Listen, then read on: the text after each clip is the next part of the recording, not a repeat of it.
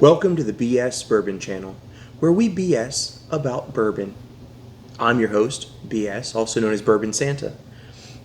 It's an algorithm thing. I had to change the name. We'll see how much this helps, but it is what it is. So, I'm about to shoot a bunch of reviews, a new batch of reviews. They're going to be fun.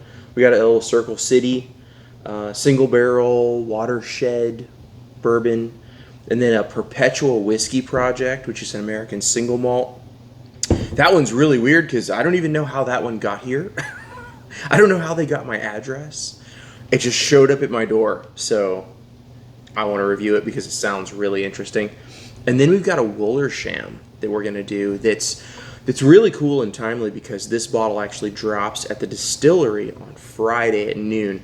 So unless you've been to the distillery in the last couple days, no one's had this. So I'm super happy to be able to review that and see what's up. Then we're going to do a little Laws and a little Frey Ranch. So I'm having my warm-up whiskey. There was I just aggravated the whiskey, as Julian would say, and pissed it off and it squirted me. So there you go. But there was a guy who complained that I don't do warm-up whiskeys before I review. I do. You guys just don't usually see it because I don't film it. So here it is. I'm doing warm-up whiskey. But what I was going to do is I was thinking about doing like a kind of a, I don't know, not a morning thoughts, but just some thoughts about whiskey. And one of the things that was on my mind is barrel strength, cask strength, uncut, unfiltered, batch proof, all foolproof, all of those terms. And one of the things that really bothers me about those terms is there's not a legal definition. They can be used however the distillery wants to use them. So typically what you expect is barrel strength, cask strength, uncut, unfiltered, is exactly how it is when it comes out of the barrel. Exactly how it is. No water added. This is what it is. Well, there's no legal definition, so they don't have to hold to that. Foolproof, batch proof, those are when they take the whiskey and then water it down to the barrel entry point, whatever that is. So for like Knob Creek, it's 120. For Rebel and Ezra Brooks, also 120. There are some others out there like 1792. They have their foolproof product, and so on and so forth. Now, what bothers me is on the Ezra Brooks and the Rebel, they call it cask strength or barrel proof, whatever it is. I don't have one in front of me, so I can't remember. But it's not. It's a foolproof. It's a batch proof product. And so when there's not a legal definition of words, it can mean anything. So, case in point, this is a master distiller adding water to a barrel before dumping it. Now, why would you do that? Why would you do that? I'm going to give you my opinion. My opinion is that until a barrel is actually dumped,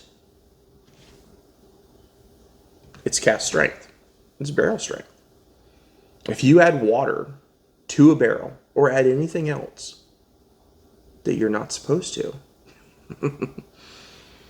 who's there to stop you? Who's there to stop you?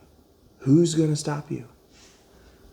Who's going to stop you from manipulating the flavor profile of barrels by blending in barrel, taking some whiskey from this barrel, putting it into this barrel? We haven't dumped it yet. And then when we eventually dump it, it's still a single barrel product. It's still cask strength. We could proof a barrel down to 30%. Dump it, that's a cask strength barrel, technically, legally. So some of these terms, they don't mean anything.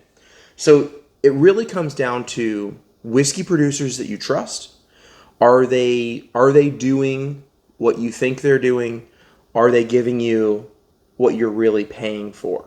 And so, whiskey is kind of BS about this. You're just trusting that they're giving you what they're giving you.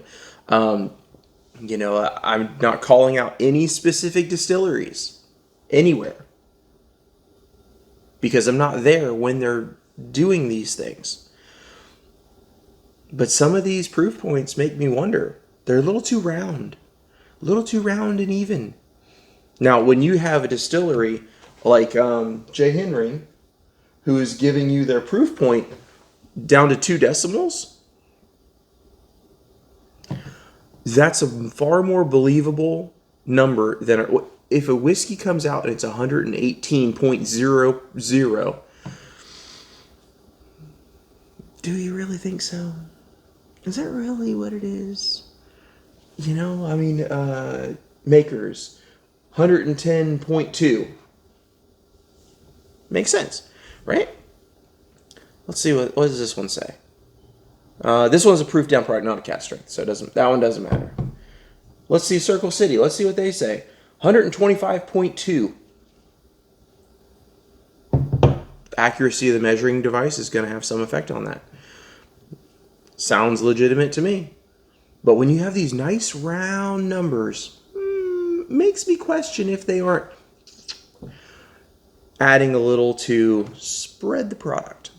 It is what it is. Anyway, so this is morning thoughts before I start reviewing these here whiskeys. I hope you guys have a wonderful day. And until next time, hey, bottle chuck.